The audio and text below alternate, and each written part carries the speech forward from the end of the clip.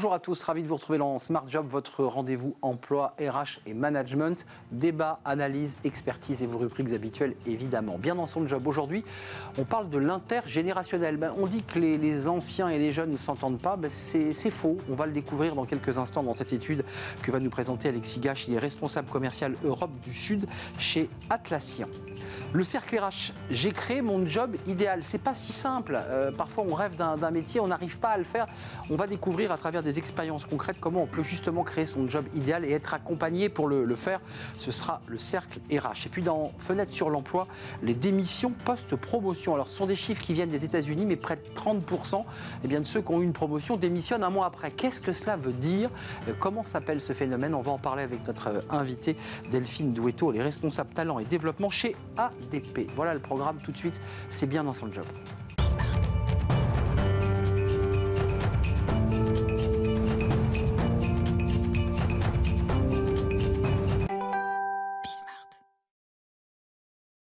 Bien dans son job, on parle de l'intergénérationnel. Alors, ça fait écho peut-être au débat sur les retraites. On ne va pas parler des retraites, mais c'est l'intergénérationnel, les seniors, la manière d'intégrer des seniors dans l'entreprise.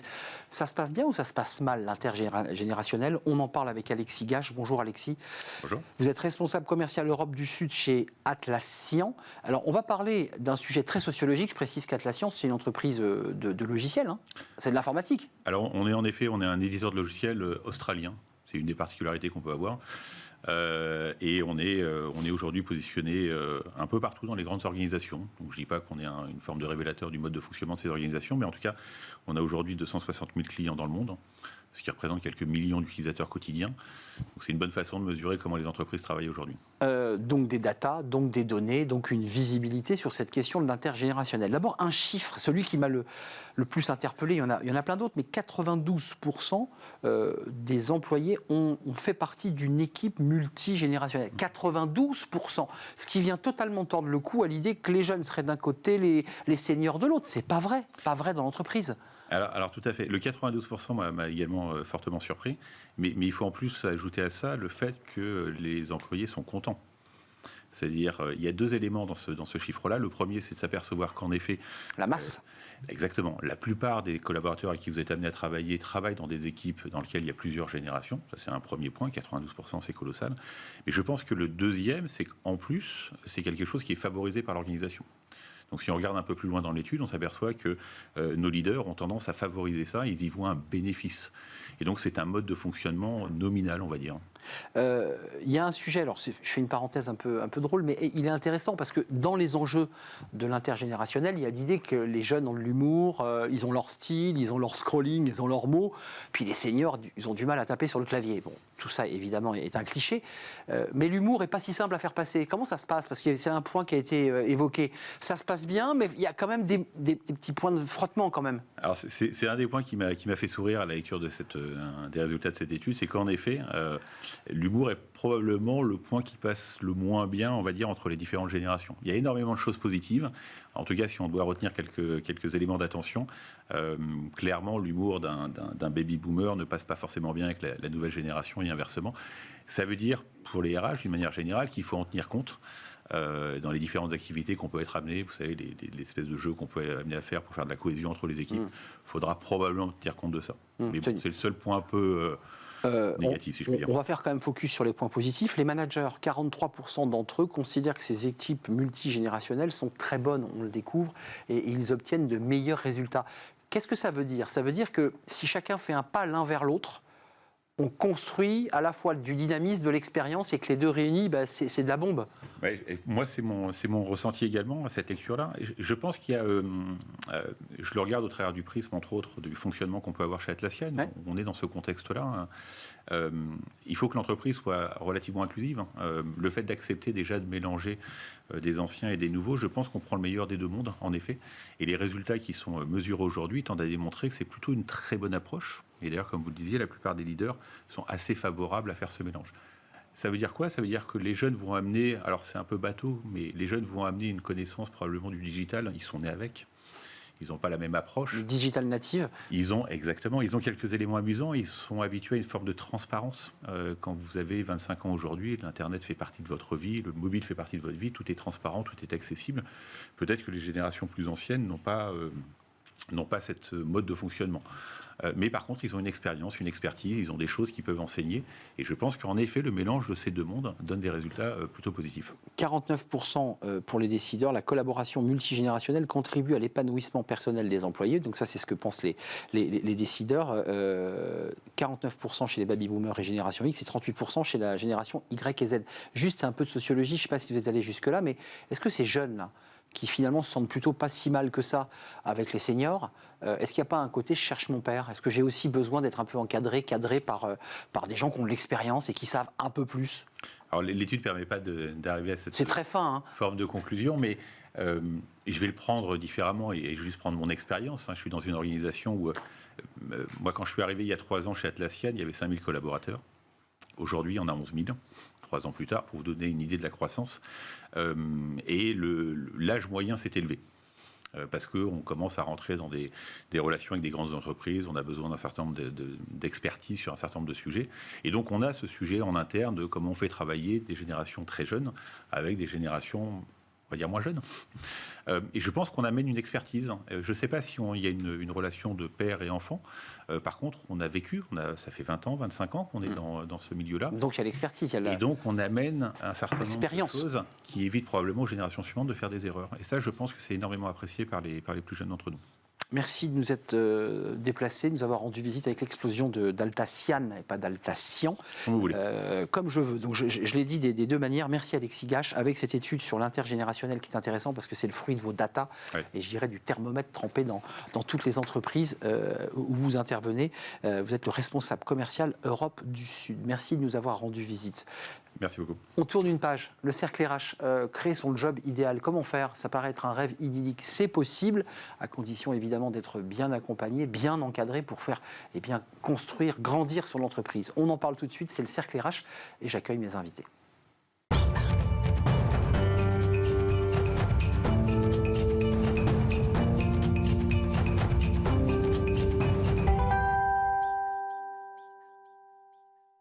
Le cercle RH, comment créer son job idéal ? Alors ça fait rêver évidemment comme thème d'émission, on se dit mais qu'est-ce que c'est formidable de créer son job idéal ? Vous allez voir, c'est pas si simple parce que évidemment il y a tout un parcours, pour ne pas dire un parcours du combattant, entre l'idée et puis le moment où le job idéal apparaît et sort de terre. On en parle avec 2 actrices justement de ce sujet, au cœur de ce sujet. D'abord Audrey Crépin, bonjour. Bonjour. Directrice générale adjointe de BGE Parif. On parlera évidemment de toutes les entreprises qui depuis 25 ans 45 ans. 45 ans, oui, j'ai réduit votre longévité. Entreprises que vous accompagnez et même entrepreneurs ou citoyens que vous accompagnez Exactement. à transformer et justement créer leur entreprise. Et quelqu'un, justement, est avec nous et va nous raconter son expérience. Sophie Burgarella, ravie de vous accueillir, présidente d'Alphonse et Madeleine. C'est un traiteur engagé, bio et éco. Vous avez le label éco-responsable. éco-responsable. Le label écotable, tout à fait. Je vous donne la parole à vous parce que c'est la promesse de l'émission.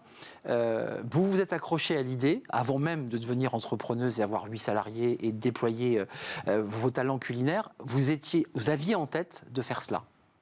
Je suis une grande passionnée de cuisine depuis très longtemps. Ça vient un peu de la famille. C'est-à-dire qu'en fait, on avait une famille autour on se retrouvait en famille autour de la table. De la table, exactement. Autour d'Alphonse et de Madeleine, vos grands-parents. Exact, tout à fait. Et donc, j'ai été passionnée de cuisine pendant très longtemps. Alors moi, j'ai un cursus d'expertise comptable, Bah oui. finance d'entreprise, une expérience de 15 ans. Ma passion a pris le dessus et j'ai eu envie de me lancer. Et vous faites partie de ceux qu'on entend parfois dans les dîners en ville. J'en ai ras-le-bol, je vais quitter mon métier d'avocat pour faire le restaurant, ouvrir. Vous avez mené à bout parce que, et il faut quand même le préciser, une fois qu'on a cette idée et qu'on se dit je vais y arriver, bah là, c'est là où vous intervenez. Exactement, c'est là où on intervient. C'est extrêmement important de se faire accompagner, de se faire former quand on a un projet de création d'entreprise. Aujourd'hui, on a à peu près seulement un tiers des entrepreneurs qui se font accompagner. Et l'entrepreneuriat accompagné a 3 fois plus de chances de réussite que quelqu'un qui se lancerait seul. C'est un des premiers écueils dans l'entrepreneuriat, c'est la solitude. Donc c'est très important. Et puis quand on se lance, on a une envie, une idée, un projet. On a quelque chose, tiens, j'ai envie de faire ça. On pense au cœur de métier, puis on ne pense pas nécessairement à tout ce que ça recoupe d'être chef d'entreprise. Mais Sophie, je voulais vous poser la question, parce que vous aviez ce cœur, vous, cette espèce de passion qui vous a tenaillé.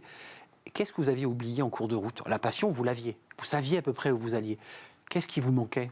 Qu'est-ce que vous ne saviez pas? Vous étiez expert comptable. C'est important en fait de se faire accompagner. Ça permet en fait de garder une clairvoyance en fait sur ses compétences. Il y a des choses que j'avais très bien faire, toute la partie on va dire juridique, financière bien entendu. Bah oui. Gestion de projet bien entendu. Le business plan comme on dit. Exactement. Et puis il y avait toute cette partie en fait marketing commercial qui n'était pas du tout dans mon scope.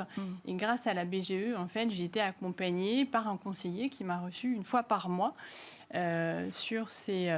Sophie, comment vous poussez la porte? Parce que on comprend bien que le lien s'est fait, vous êtes invité, donc quelque part tout est beau, mais comment vous avez eu accès? Qui vous a dit, tiens, mais va donc pousser la porte de BGE? C'est très simple, c'est le Pôle emploi.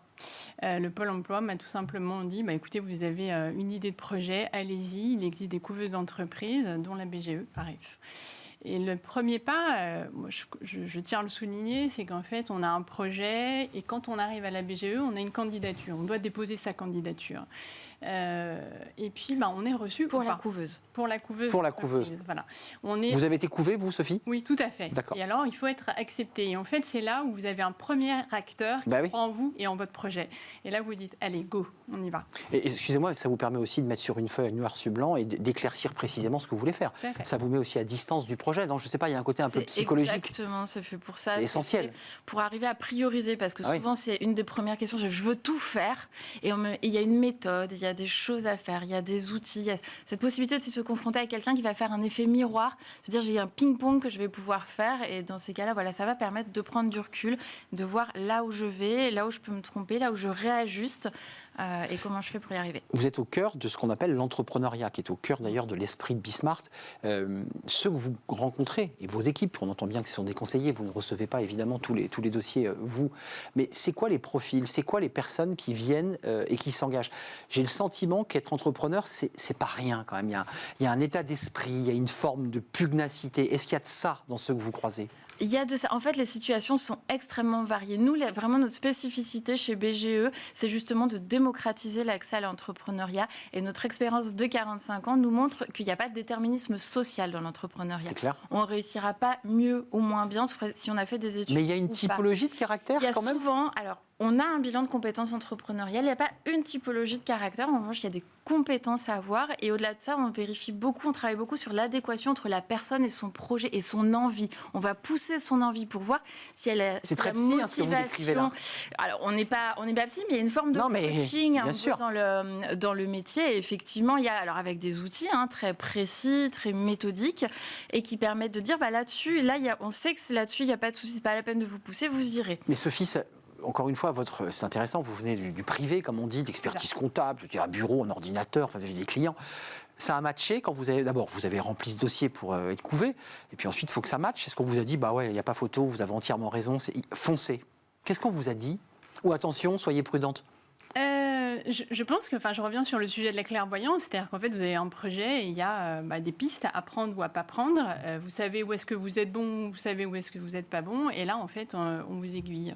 Voilà, on vous accompagne. Mais je veux dire par là que si un conseiller vous avait dit, écoutez Sophie, repartez donc dans l'expertise comptable, est-ce que ça vous aurait immunisé ou vous auriez continué votre projet?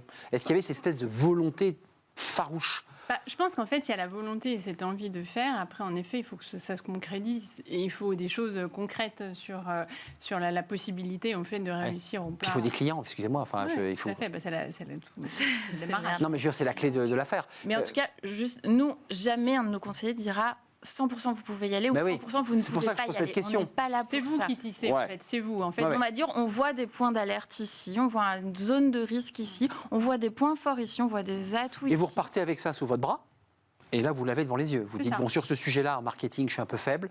Comment vous compensez à ce moment-là ? C'est un échange. C'est ça. Un échange. Et alors, on compense, c'est-à-dire qu'en fait, une fois par mois, on a donc ce rendez-vous avec notre conseiller. Et ensuite, on peut être formé par, les propositions de formation que la BGE fait. Donc, moi, par exemple, j'ai fait une partie commerciale qui n'était pas du tout mon sujet. Oui. Et donc, je me suis lancée là-dessus. On ouvre la boîte à outils et on prend les outils qui nous manquent. C'est ça l'idée. Hein. Et commercial, ça vous a aidé ? Oui, complètement. Et la partie marketing aussi, beaucoup. Ouais, pour le pricing, la mise en... ça allait, mais c'était surtout la partie... en fait, là, on rentrait dans le démarrage de la communication sur la partie réseaux sociaux, etc., qui était très, très nouveau. Et bon, moi, je ne connaissais rien, à part mon plan comptable. À l'époque, je n'avais pas... ça, c'est intéressant ce qu'on soulève là. C'est-à-dire qu'il y a un tronc commun, évidemment, pour identifier, voir si le projet match. D'abord, juste une question. Il y a des moments où certains font demi-tour et disent, bon, vous avez raison, j'y vais pas. Ou tout le monde y va. Non. On a en moyenne, selon les années, entre 30 et 40% de passage réel à l'acte, c'est-à-dire de création de son entreprise. Exactement. Donc, pour la plupart des gens, l'accompagnement à l'entrepreneuriat, ça peut amener soit c'est pas le bon moment, c'est pas le bon projet, finalement, je vais faire autre chose. Non, je me suis aperçue que finalement, j'avais envie de retourner dans le salariat, de me former à autre chose. Voilà. Donc, il y a plein de possibilités, mais ça apporte une capacité de rebond. Encore une fois, je ne veux pas faire l'émission sur l'aspect psychologique, mais il y a quand même un examen de conscience qui, à travers l'action d'être entrepreneur, nous révèle. C'est un examen de conscience quand on est face à soi-même, face à son projet et qu'on se dit bon, j'y vais ou alors bon, j'y vais pas.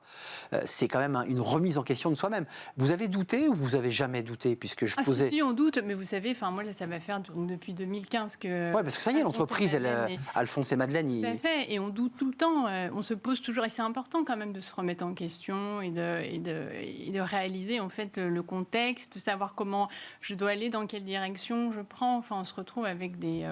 Mais vous regrettez ou vous ne regrettez pas ? Ah non, pas du tout. Non, vous êtes très heureuse dans ce rôle d'entrepreneuse. Oui, tout à fait. Et sans accompagnement, parce que pour le coup, on peut l'inverser, vous êtes seule, votre idée est là, elle est tenace, on a compris que ça vous habitait. Il n'y a pas l'accompagnement, qu'est-ce qui serait passé selon vous ?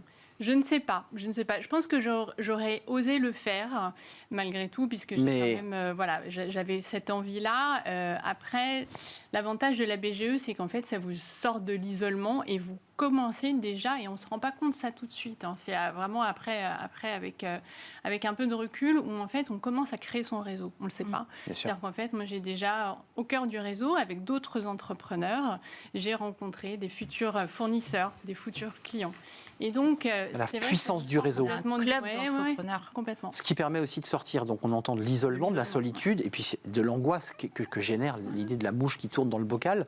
Et c'est le réseau. C'est presque les premiers clients, finalement. Ou les premiers fournisseurs. Premiers contacts. Je trouve qu'il y a deux formes pour se faire un premier cercle de réseau. Il y a effectivement nos clubs d'entrepreneurs. Les gens de sa promo, quand on est en couveuse, c'est ce club sur lequel on fait au moins 2 événements par mois. Donc, ils peuvent se retrouver régulièrement pendant de nombreuses années.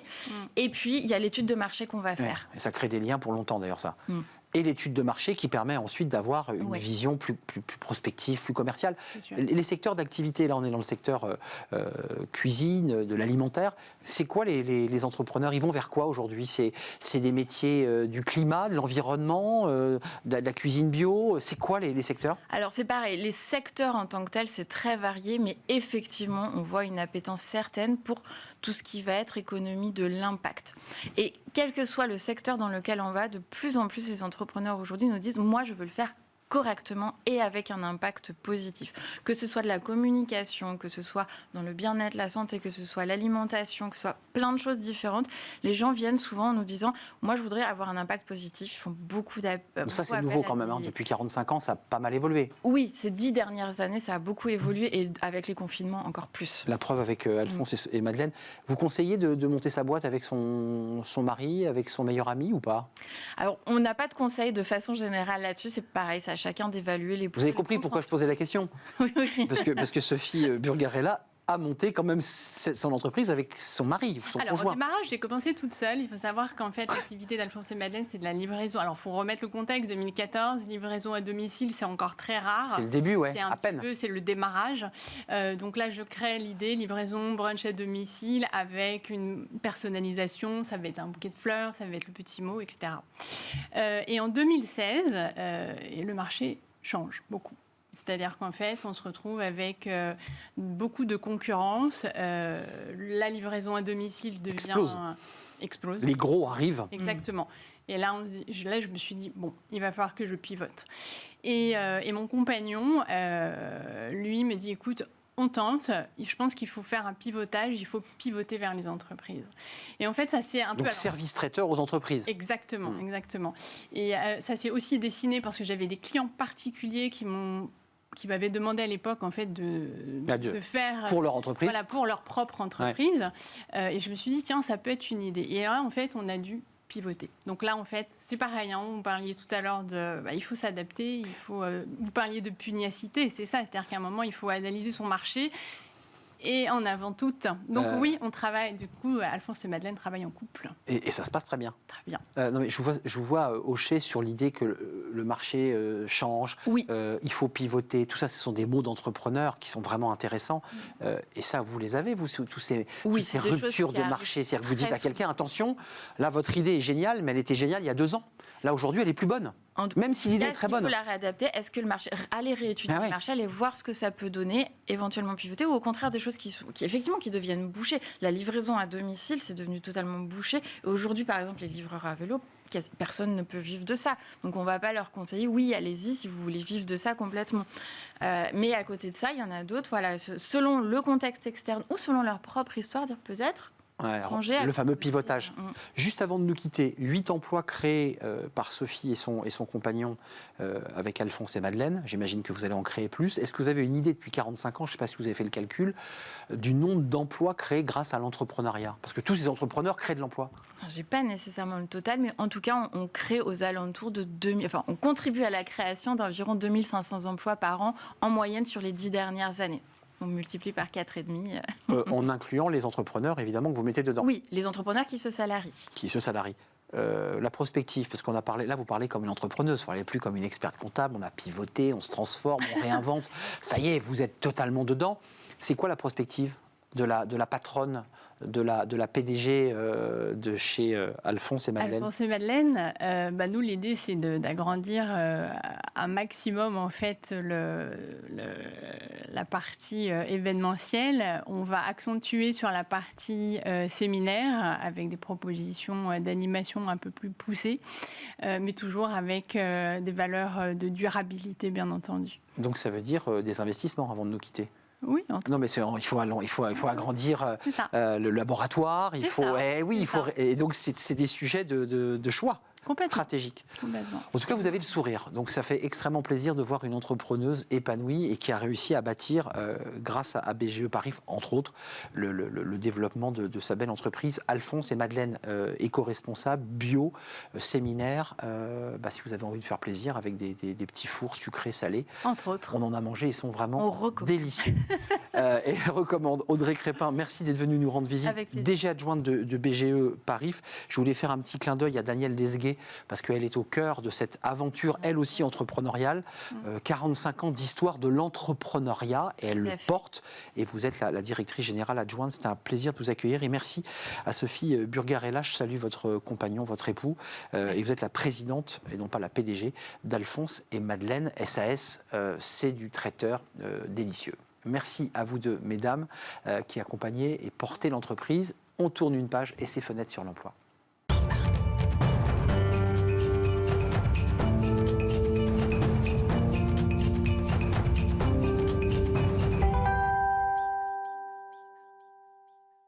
Fenêtre sur l'emploi, ce phénomène, on n'en a pas encore parlé dans l'émission Smart Job, il est assez incroyable, les démissions post-promotion. Alors parfois on démissionne parce qu'on s'est disputé lors d'une négo, on n'est pas content, on s'en va. Là, on a une promotion, mais non, on claque la porte. Et on en parle avec Delphine Douetto. Bonjour Delphine. Bonjour. Ravi de vous accueillir. Vous êtes responsable talent développement chez ADP. Un mot sur ADP, entreprise de la tech, pour le résumer. C'est Automatic Data Processing. On est leader et pionnier en matière de gestion du capital humain. Et on va intervenir dans plus de 140 pays, avec 1 million de clients. On a dépassé le 1 million de clients. Alors, on s'appuie sur une étude qui est absolument incroyable, puisqu'en fait, elle est tirée de votre étude. Alors, aux États-Unis, en tout cas, 29% de ceux qui ont eu une promotion ont claqué la porte un mois après. C'est une moyenne, évidemment. Comment vous expliquez ce phénomène? Qu'est-ce qui se passe? Alors oui, c'est assez incroyable. Donc c'est effectivement notre institut de recherche ADP qui réalise régulièrement des études. Cette dernière qui est sortie à la fin du mois de décembre nous annonce que 29% des salariés promus sont partis. Pourquoi? Il y a plusieurs raisons possibles. La première raison, c'est que finalement, ils ont attendu la promotion. Et puis, ils vont s'en servir de tremplin, de pouvoir de négociation avec une autre entreprise. Avec le titre et le salaire? Exactement. Et donc, ils vont partir. Ça, c'est une possibilité. Ce qu'on voit aussi, malheureusement, c'est que finalement, on considère que, comme il est en interne, il connaît l'entreprise, on lui donne la promotion et on ne l'accompagne pas. Et avec son lot de promotion, il y a le stress, il y a l'augmentation des responsabilités. Et le salarié explose en vol et décide de partir. Et puis, parfois, quand même, aussi dans les entreprises, on a promis. Et puis, rien n'arrive.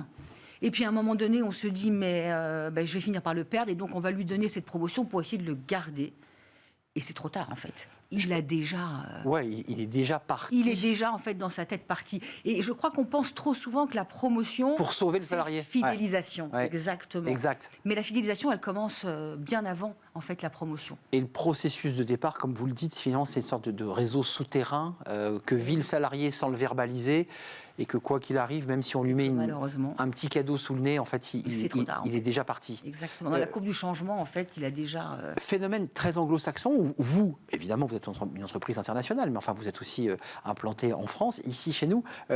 C'est un phénomène français aussi, ça? C'est aussi un phénomène qu'on voit en France, clairement. Ouais, clairement. Comment vous faites, vous qui vous occupez justement des talents, des RH, et dont c'est la mission?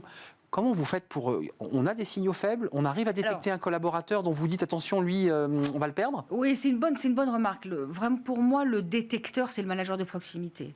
C'est lui qui, par la proximité qu'il a avec son collaborateur, qui doit sentir les signes. Et c'est d'ailleurs parfois comme ça, comme il les sent, il va vite lui donner la promotion, en embêtant les RH, en disant c'est maintenant qu'il faut lui donner, et c'est déjà trop tard. Donc on va... éduquer, entre guillemets, former nos managers à ce qu'ils deviennent plus proches, à ce qu'ils soient beaucoup plus proches de leurs collaborateurs. Par exemple, moi, j'aime bien dire aux managers, tu dois demander à ton collaborateur régulièrement qu'est-ce que tu peux faire pour le garder.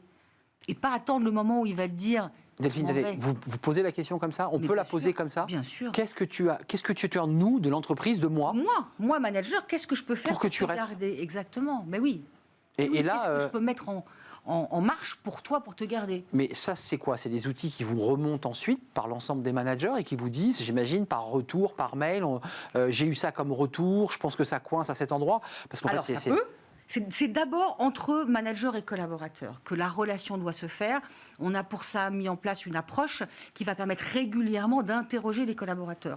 Et ensuite, oui, c'est un devoir d'alerte, quelque part, du manager, de dire au RH, attention, là, on a telle ou telle difficulté. Mais surtout, moi, je vois l'avantage d'identifier les leviers de motivation des collaborateurs. Parce que prenez un top performer à qui on va dire, attends, toi, t'es top performer, je vais te proposer une promotion, tu vas devenir manager. Mais est-ce que c'est ça dont il a envie?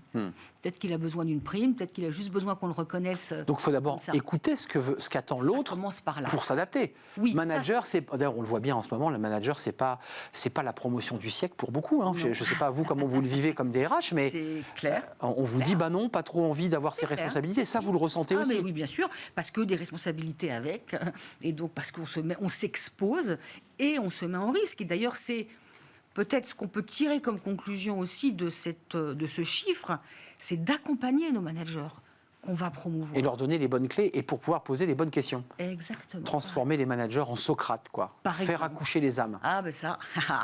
Poser la bonne question. Ça, oui. C'est un art. Oui, et puis, je voudrais dire aussi que c'est vrai que parfois, on est sous le fait de l'entreprise, du collaborateur qui s'en va. Et donc, un des moyens, c'est de faire des viviers aussi de candidats. Exact. De préparer par anticiper. Poste de manager les potentiels remplaçants. Merci Delphine Douetto d'être venue nous rendre visite et nous éclairer sur ce sujet dont on n'avait jamais parlé sur le plateau de Smart Job. Responsable talent et développement chez ADP, merci à vous. Merci. Merci à vous qui nous suivez régulièrement et qui réagissez. Merci à toute l'équipe, Romain à la réalisation, Thibaut au son. Et merci à l'équipe de programmation, Nicolas Juchat et Alexis Mathieu. Merci à vous, merci pour votre fidélité. Et je vous dis à très bientôt. Bye bye.